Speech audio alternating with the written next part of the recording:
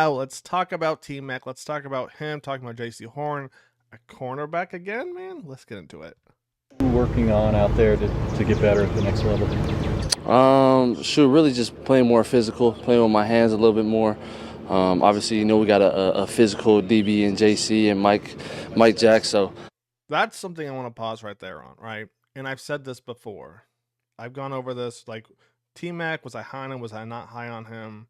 And it was hard because, I didn't really see him have to deal with the press, deal with the physicality. But at the same time, he played in the Big 12. He played with teams really not wanting to get beat over the top. So teams are going to play him 5-10 yards off and say, hey, run your ends, run your outs, run your crossers short.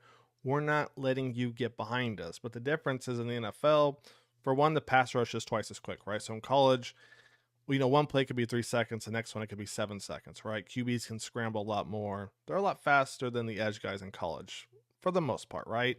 In the NFL, it's different.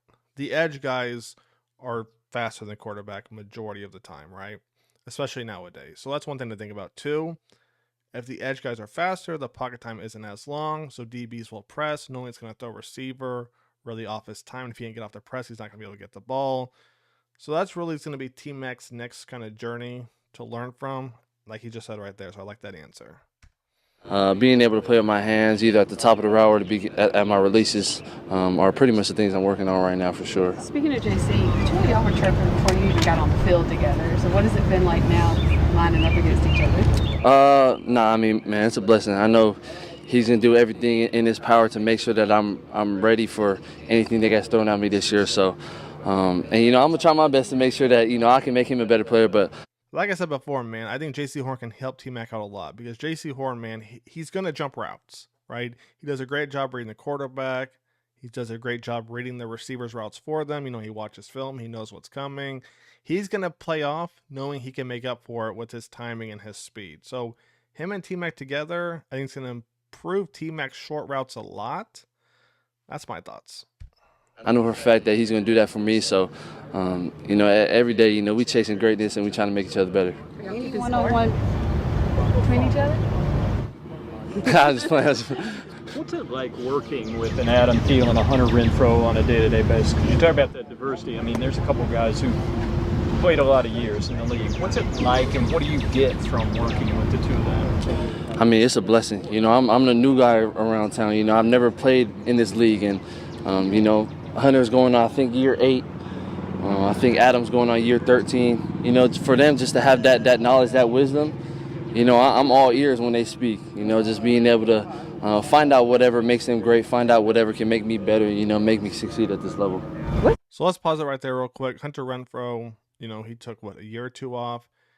And if you look at his numbers, like, oh, well, that's why he took it off. It wasn't very good. But if you go look at the actual film, something I stress a lot about, especially if people go off PFF without actually watching the film, the throws that he was getting from the quarterback, it sent him to die. Almost literally. They were terrible throws. So it's like certain places as a quarterback, as a receiver, as a running back, you go to these places, you go to die, right? And in Vegas, I think it was Oakland at the time. I don't know if there was Vegas yet. But when he went to the Raiders, it was almost like his career was meant to die there as a receiver because the quarterback play was just abysmal. Then you look at Adam Thielen, who's been the number 1 receiver for the Panthers for the last 2 years now, with no help around him, give or take. You had Deontay Johnson for a little bit, right? But he doesn't have anyone else to take, the defense towards them. Adam Thielen was getting boxed as a 32-year-old, 33-year-old and playing the slot. Not even as a number 1 receiver or number 2. Playing in the slot, he was still putting up crazy numbers given, one, how bad the Panthers' offensive line was 2 years ago. Then you have to look at how bad the defense was. So now, Panthers go down by 20, 30 in the second half. Teams know they're going to pass, and Adam Thielen is still producing numbers, right? That's what makes him so special right there, is the fact he's 32, 33, no help on the outside. The offense couldn't do anything. Teams know they're going to pass, and Adam Thielen, man, is still routing up DBs. It's been the learning curve for you, what you were expecting versus now experiencing? Kind of like what I said earlier. They play a lot more physical in the league. You know, I got to get used to that, just playing with my hands, playing a lot more physical at my releases at the top of the route. So that's pretty much, you know, that kind of hump that I got to get over right now. What's your impressions on Bartholomew? He's an undrafted guy last year. Shamar again. And it's interesting, Shamar and T-Mac right here, right? And the reason I say that is Mike J might be what, 5'10"? He might be 5'10". You know, Shaw Smith's weight, I think he's only 5'8", 5'9". JC, you know, kind of that same height. It makes sense why they have Shamar, right? Because Shamar, he's a physical corner, he's going to press, and that's going to force T-Mac right there to learn how to get up that line quick and really not lose a step. That was a big thing with Mingo. You know, I go back to Mingo the last couple of years.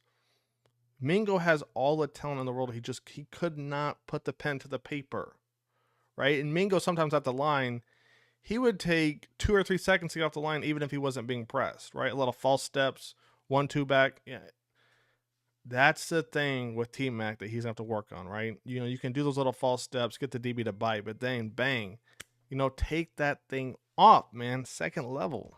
Trying to make his way in.